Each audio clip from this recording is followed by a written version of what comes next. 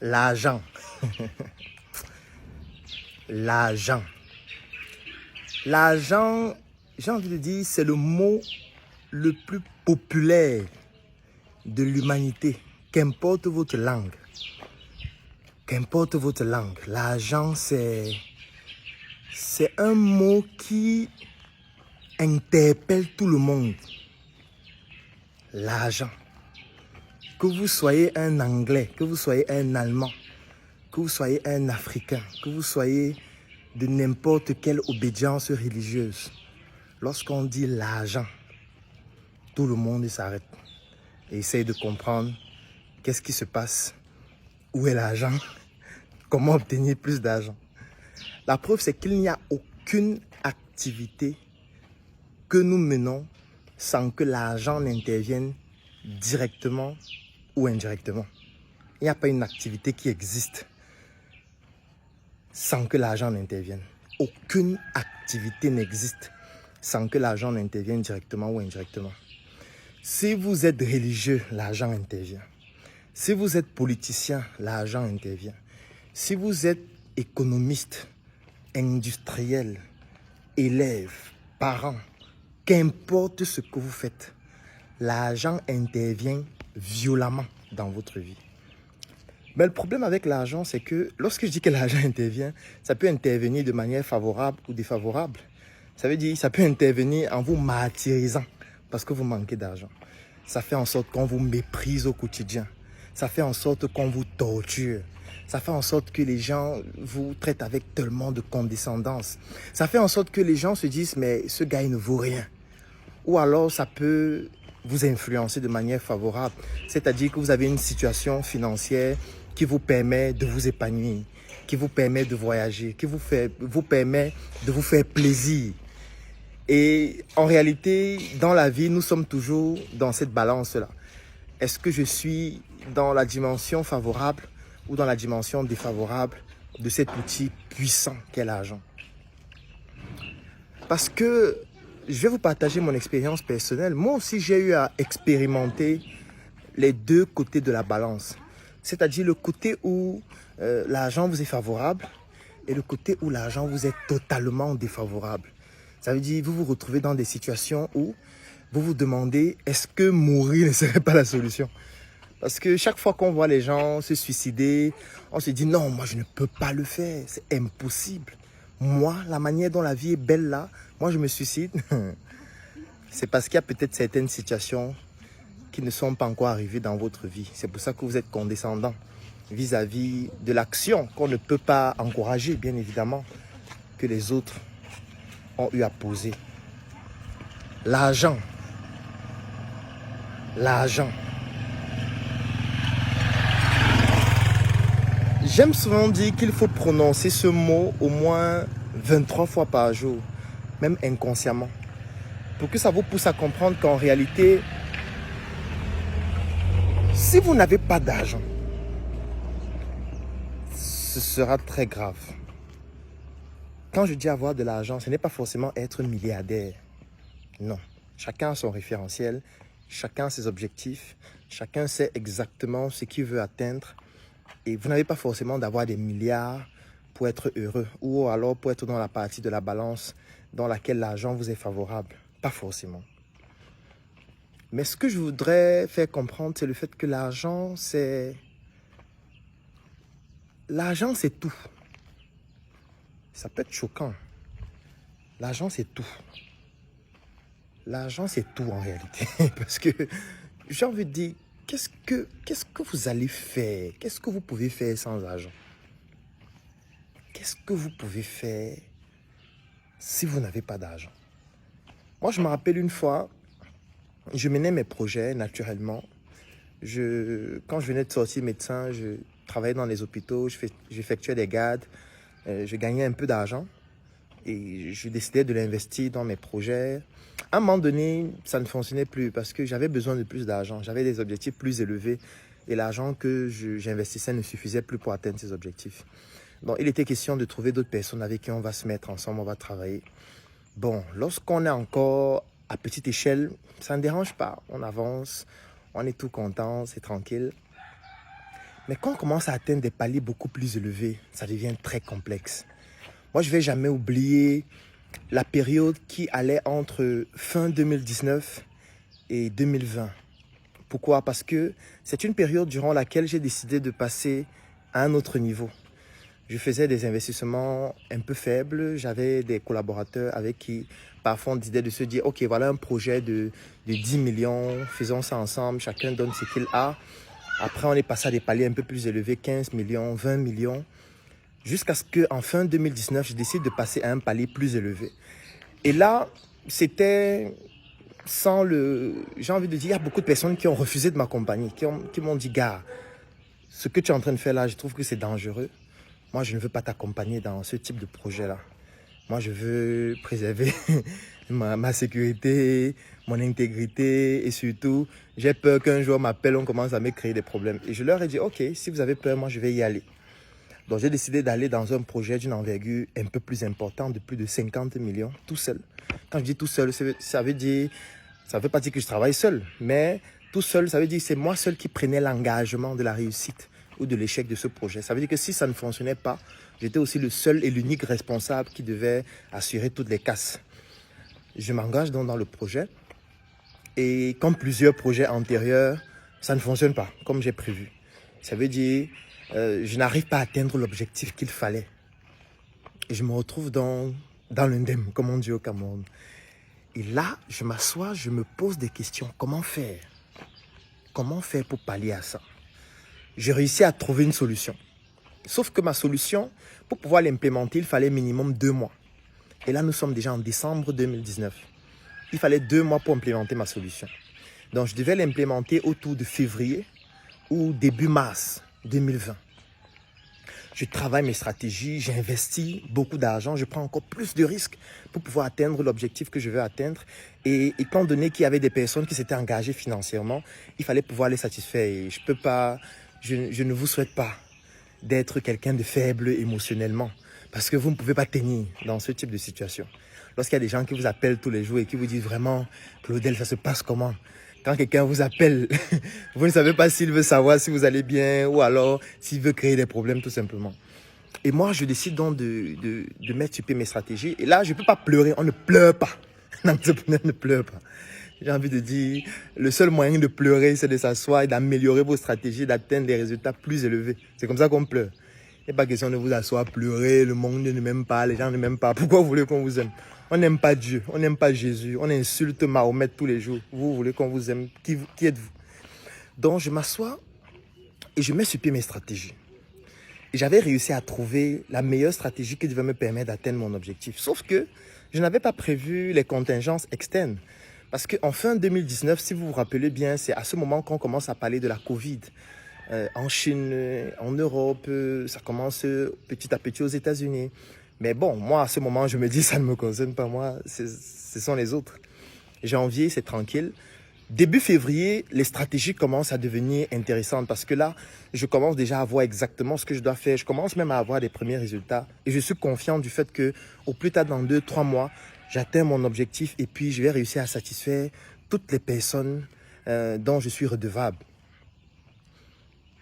Février, le premier drame qui survient, c'est que je perds ma mère de manière tragique. Je dis waouh, là, c'est grave. Là, c'est très grave. Psychologiquement, mentalement, je commence à perdre des forces. Mais il ne faut pas abandonner parce que je tiens à vous préciser que ceux vers qui ou ceux envers qui vous avez des engagements n'ont rien à foutre que votre mère soit décédée. Parce que moi, j'ai vécu ça. Ils s'en fichent carrément. Ils vont vous appeler, oui, Claudel, mes condoléances, vraiment, j'ai appris la nouvelle. Et pour le projet là, ça se passe comment? C'est quand finalement, les échéances? Et c'est ce jour que j'ai compris qu'en réalité, les gens s'en fichent de ce qui vous arrive. J'ai envie de dire, quand vous venez sur Internet dire, oh, telle chose m'est arrivée, vraiment, le monde est cruel. En réalité, les gens qui réagissent s'en fichent royalement de ce qui vous arrive. Donc vous pensez que les gens sont compatissants, les gens vous aiment, machin, non. Les gens ne vous aiment pas. C'est pour ça que j'aime toujours dire, ne cherchez pas à ce que les gens vous aiment. Imposez le respect par vos actions. Ne cherchez pas l'amour, ça ne marche pas. Parce que ce jour, et pendant cette période, j'ai compris qu'en réalité, moi je vivais mon dème seul. Tu as perdu ta mère, on s'en fout royalement. Les gens s'en fichent royal. Ça te concerne seul, peut-être avec ta famille nucléaire. Parce que même dans ta propre famille un peu plus élargie, parfois les gens s'en fichent royalement. Au contraire, les gens sont même fiers. Parce que les circonstances dans lesquelles ma mère est décédée sont tragiques et ont fait intervenir d'autres personnes qui l'ont précipitée à la mort. C'est pour vous dire à quel point. Mais bon, je ne vais pas rentrer dans tous les détails maintenant, ce n'est pas nécessaire pour l'objectif de cette vidéo. Mais toujours est-il que je perds ma mère et je me dis, waouh, c'est grave. Et je me rends compte que cette information n'a aucune influence sur le comportement des personnes envers qui je suis redevable. Et je comprends que je ne peux pas venir leur dire ma mère est décédée vraiment, je ne sais plus quoi faire. Non, il faut continuer de travailler, s'en fiche. C'est comme ça que je quitte donc le chez moi. Je m'en vais habiter avec mon père parce qu'il ne pouvait pas rester seul, parce qu'il est resté avec elle pendant plusieurs années. Rester seul était difficile. Donc je suis obligé d'aller rester avec lui dans une toute petite chambre, juste pour qu'il ne se sente pas seul. J'abandonne le chez moi. Et pendant toutes les journées, la Covid commence à frapper aussi le Cameroun. Ça veut dire qu'on commence à dire confinement, mesures, barrières et tout. Donc je ne peux même plus sortir comme je le faisais avant. Je suis obligé de rester cloîtré à la maison. Et ce qui est encore magnifique, c'est que la solution que j'avais trouvée, les mesures qu'on avait eu à prendre rendaient impossible l'exécution de ma solution. Donc je ne pouvais même plus faire ce que je prévoyais et ce sur quoi je travaillais depuis des mois. Donc finalement, je n'avais plus d'issue. Et je me suis retrouvé dans une dépression extraordinaire. Ça veut dire que vous vous retrouvez dans une situation où vous êtes redevable vis-à-vis des personnes à hauteur de cinquantaines de millions et vous ne savez pas comment faire. La solution que vous avez prévu d'implémenter et qui fonctionnait bien, vous ne pouvez plus l'implémenter parce qu'il y a une situation sanitaire qui ne le permet pas. Et surtout, il y a un drame. Vous venez de perdre votre mère et forcément, vous n'avez plus tous les moyens psychologiques qui vous permettent d'être puissant. Et là, je reste à la maison et je commence à subir la pression. Je subis la pression qui vient de partout. Les gens s'en fichent de la Covid.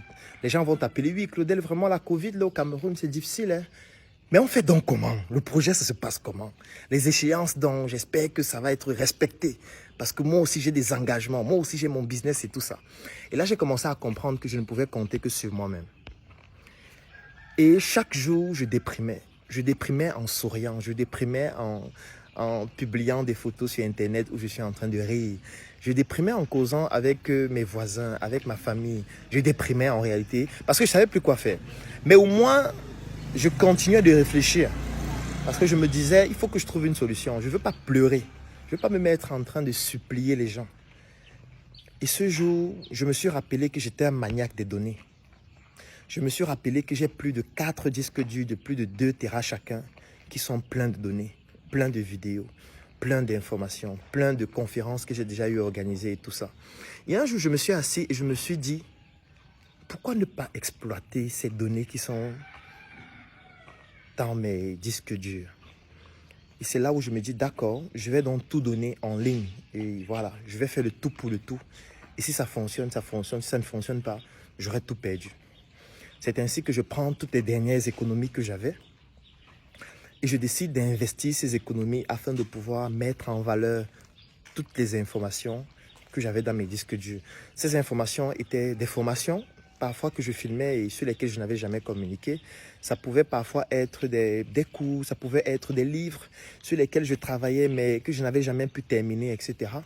Et je commence donc à investir pour pouvoir mettre ça en avant. Je communique beaucoup plus dessus. J'arrange de manière visuelle ce à quoi ça ressemble et je me dis, je vais essayer de trouver mes clients sur Internet. Ce que je voulais faire et qui ne peut plus se faire là, je vais essayer de le faire sur Internet. Et je ne dormais plus. Déjà qu'avant, je ne dormais plus beaucoup. Mais là encore, j'ai encore réduit le peu de sommeil que j'avais. J'ai commencé à travailler comme un fou. Tous les jours, j'étais enfermé dans la chambre. Je travaillais parce que je voulais atteindre cet objectif-là. Après 1 mois, après 2 mois, après 3 mois, non seulement j'ai réussi à atteindre l'objectif que je voulais, mais j'ai fait mieux. J'ai réussi à développer d'autres compétences. J'ai atteint cet objectif fois 2,3. Ça veut dire si l'objectif était de 10, j'ai réussi à dépasser cet objectif fois 2,3. Et ça m'a permis de satisfaire toutes les personnes envers qui j'étais redevable durant cette période, mais de manière extraordinaire, c'est-à-dire en étant assis à la maison. Parce qu'avant, je devais sortir de chez moi, je devais monter, descendre, je devais faire de la gymnastique. Mais là, j'ai réussi à le faire en étant chez moi. Parce que j'avais réussi, malgré moi, à me retrouver dans une situation tellement difficile que j'étais obligé d'élargir ma zone de confort, d'élargir ma zone de compétence, d'élargir ma zone de savoir. Parce que j'avais une pression externe qui venait et qui s'en foutait de mes émotions, qui avait besoin de résultats. Et grâce à cette pression que j'ai réussi à transformer en une force, et cette force-là, j'ai réussi à travers mon cerveau à implémenter des solutions par rapport aux contingences et aux contraintes de l'environnement à cette période-là qui m'ont permis de pouvoir atteindre ces objectifs-là. Ensuite, je me suis dit, mais bon, si j'ai réussi à le faire, ça veut dire qu'on peut le faire à plus grande échelle. J'ai décidé plus tard de lancer un projet qui s'appelait Startup Training, où nous avons décidé de le faire maintenant de manière industrielle, cette fois à hauteur de plus de 100 millions de francs CFA.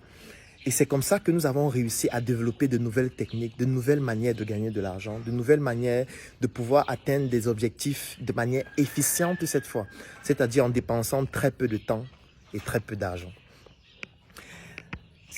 Aujourd'hui, j'en parle en souriant, mais ce n'était pas souriant à cette époque-là parce que c'était difficile, c'était lourd, c'était pénible sur le plan psychologique, sur le plan financier, même sur le plan émotionnel. Et ce sont des techniques qu'on apprend malgré soi. Mais parce qu'on est prédisposé à pouvoir les implémenter, parce qu'on a eu à travailler pendant longtemps, de telle sorte que quand l'opportunité se présente, en réalité, on peut la saisir facilement parce qu'on travaille depuis des années à pouvoir saisir ce type d'opportunités lorsqu'elles vont se présenter. Et c'est pour pouvoir faire en sorte que l'Afrique en bénéficie que j'ai décidé de ne pas garder ces connaissances pour moi. Parce qu'en réalité, lorsque vous gardez des connaissances pour vous, vous ne permettez pas à l'humanité de se développer. Vous ne permettez même pas à d'autres personnes d'avoir ce type de connaissances pour qu'ensemble, vous puissiez atteindre un objectif plus grand.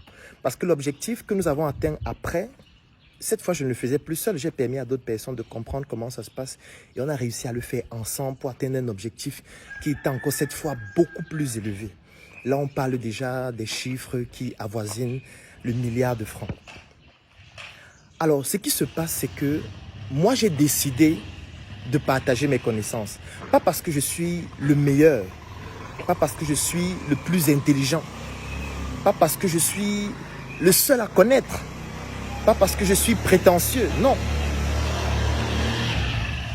La seule raison pour laquelle j'ai décidé de partager mes connaissances, c'est parce qu'une connaissance, lorsqu'elle est partagée, se multiplie. Si j'ai une connaissance et que je la partage avec quelqu'un d'autre, il va l'assimiler à sa propre connaissance et il peut en faire une connaissance encore meilleure qui va nous bénéficier à tous. Ce n'est pas pertinent pour moi d'être le seul à faire quelque chose, non.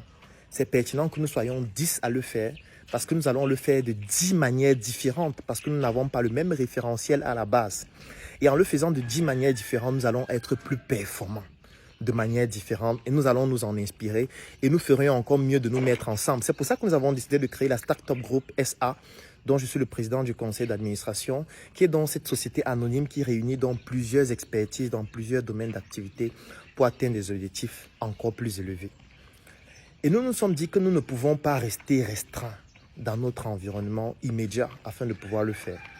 C'est pour ça qu'il y a de cela quelques mois, j'ai effectué un voyage avec l'équipe de la Startup Academy en Côte d'Ivoire, invité par mon frère Yann Among, je lui fais un coucou en passant ici, afin de pouvoir partager notre expérience sur le leadership avec la jeunesse ivoirienne.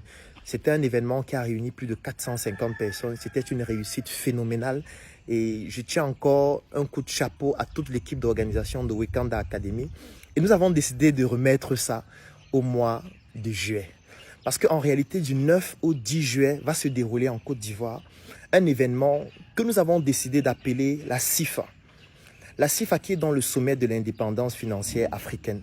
C'est un sommet durant lequel nous allons parler d'argent, nous allons parler de financement, nous allons parler d'institutions financières, nous allons parler des leviers de financement, nous allons parler d'autofinancement, nous allons parler de l'indépendance financière, nous allons parler de tout ce qui est financement et que vous pouvez exploiter sur le plan individuel, sur le plan institutionnel, sur le plan étatique, dans le cadre de votre entreprise ou alors pour tout autre type d'initiative pour lesquelles vous avez besoin d'argent et vous ne savez pas exactement comment procéder. Et cette fois, nous avons décidé de nous mettre ensemble pour partager notre expérience ou nos expériences et pour permettre aux participants de bénéficier de la crème de la connaissance. Donc, je serai accompagné ce jour de Yann Amon de la Côte d'Ivoire. Je serai accompagné de Ricardo Kanyama, qui est l'auteur du fantastique ouvrage La chèvre de ma mère, de la RDC. Je serai accompagné du docteur Habib de la Mauritanie. Et ce sera donc du 9 au 10 juillet.